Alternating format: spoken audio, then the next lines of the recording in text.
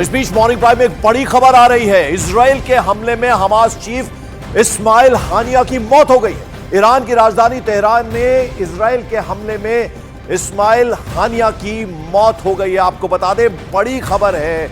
बड़ी खबर यह है कि इजराइल के हमले में हमास का चीफ इस्माइल हानिया, उसको मार गिराया गया, उसकी मौत हो गई है।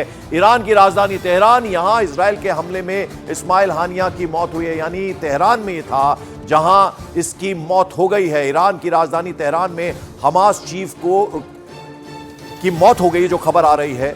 और ये सब कुछ हुआ है ईरान की राजधानी तेहरान में। तो बड़ी खबर आपको बता दें, इजराइल के हमले में हमास का चीफ मारा गया। इस्माइल हानिया इसका नाम है, जिसकी की मौत की खबर आ रही। तो एक बड़ी खबर है, और इस बड़ी खबर की जानकारी यह है कि इस्माइल हानिया की मौत हो गई है, और यह सब कुछ हुआ है ईरान की राजधानी तेहरान में। संदीप बोल हमारे सहयोगी इस वक्त फोन लाइन पर। संदीप, क्या अपडेट, क्या जानकारी?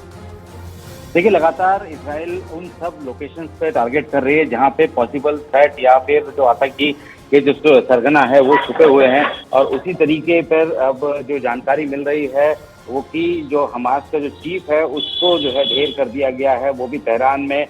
लेकिन अभी तक आधिकारिक तौर पर आईडीएफ की तरफ से इस बारे में जानकारी आना बाकी है। लेकिन अगर ये खबर बिल्कुल सही है कि ये हमास का लीड चीफ जो है वो मारा गया है, तो जाहिर सी बात है कि इस वक्त इजराइल जो है अपने पूरे फुल फ्लैश है। और इस वक्त गाजा में जिस तरीके की लड़ाई चल रही है उसमें जितने भी उसके लड़ाके हैं वो जरूर जो है वो बैकफुट पे होंगे। और ये एक बहुत बड़ी खबर है दिन की हमास का चीफ जो कि लगातार इजराइल पर जो है गाजा की तरफ से अटैक कर रहा था, और आज से नहीं दशकों से ये इस तरीके के अटैक कर रहा था। और अभी 9 महीने 10 महीने पहले ही जिस तरीके का एक बर्बरतापूर्ण हमला हमास की तरफ से इजराइल पर किया गया, ये एक बड़ी जीत है। बड़ी कह सकते हैं कि ये सबसे बड़ा एक टर्निंग पॉइंट है जो इजराइल और हमास की जो भी फिलहाल जंग चल रही है। और अब ये देखना होगा कि तेहरान में उसको मारे जाने की बात कही है, तो ऐसे में अब ईरान की तरफ से किस तरीके का रुख रहता है। और क्योंकि हिजबुल्ला के खिलाफ कल बेरूत में भी इजरायली स्ट्राइक हुए थे, जिसमें कि कई ऐसे बड़े प्रोमिनेंट आतंकी हैं हिजबुल्ला के, उनको भी ढेर करने का दावा आईडीएफ ने किया है।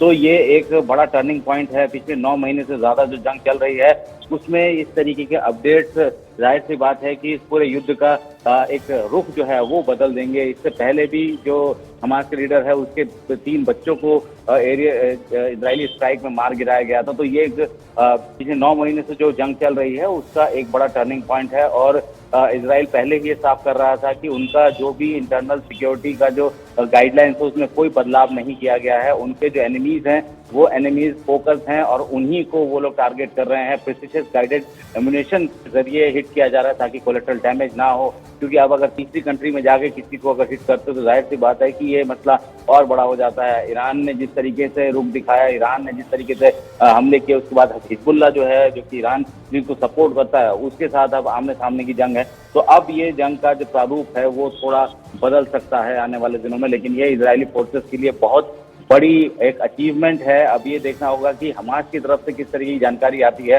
हमास बिल्कुल संदीप, और एक के बाद एक झटके अब हमास को लग रहे हैं। इससे पहले बिलाल अल कदरा, ये टॉप कमांडर था, उसे मार गिराया था इजराइल ने। तो एक के बाद एक झटका है हमास के लिए।